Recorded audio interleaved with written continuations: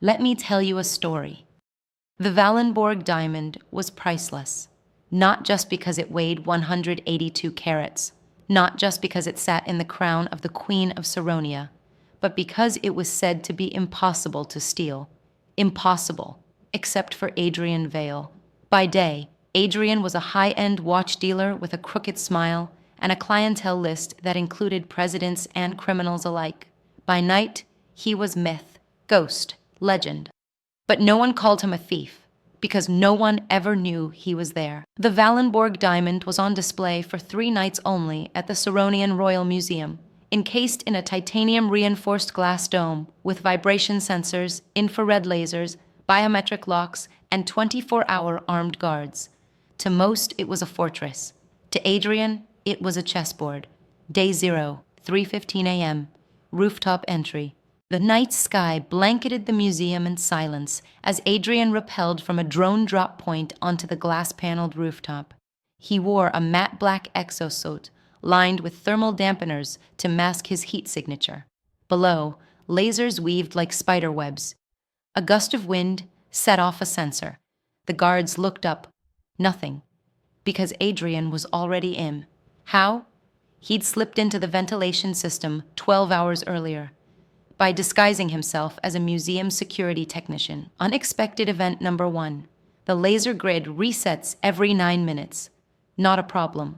Adrian had lifted a museum tech's RFID card 2 weeks ago and built an AI model to predict the timing pattern of the security system based on publicly available footage of the setup team. As the beams shut down for 15 seconds, he moved like water. 3:18 a.m., display room. The Valenbourg diamond glowed under its dome, guarded by twin laser sensors and a biometric scanner linked to the museum director's retina. Not a problem. Adrian had replaced the director's eye drops with a non-toxic optical printer liquid 3 weeks ago at a charity gala, giving him a 3D scan of her eye that morning through security footage. It took 6 hours and a custom rig to print it.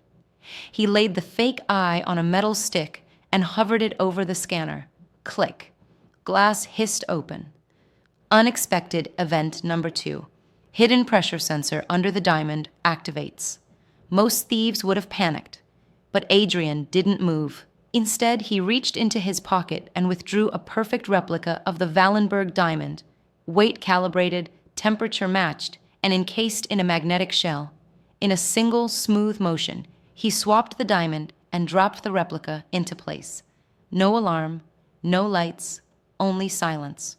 3:23 a.m., exit route compromised. Suddenly, the hall lights flickered. Unexpected patrol. 2 guards, right outside the west corridor. Instead of hiding, Adrian stepped into the hallway and walked calmly toward them, his gait confident. "Excuse me," he said in perfect Saronian, "VIP access for the royal photographer." He held up an ID badge. The guard hesitated. The badge looked real. It was. Adrian had printed it the night before, using the museum's own badge printer, accessed during his fake tech job a week prior. He strode past them, unfazed. 3:30 a.m., the double cross. Outside, a black SUV waited. Inside sat Nico, Adrian's partner, or so he thought. As Adrian approached the car, Nico pulled a gun. "You really thought I wouldn't take the diamond for myself?" Adrian smiled. "I was hoping you'd try." Click. The gun jammed. Adrian had soaked the firing pin in fast-drying resin 2 nights ago. He knew Nico was going to betray him. He had left breadcrumbs in their fake plan just for this moment. Nico lunged. Adrian vanished.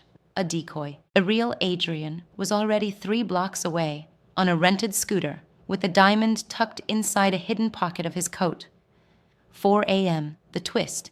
The morning news erupted with the story of the stolen Valenbourg diamond.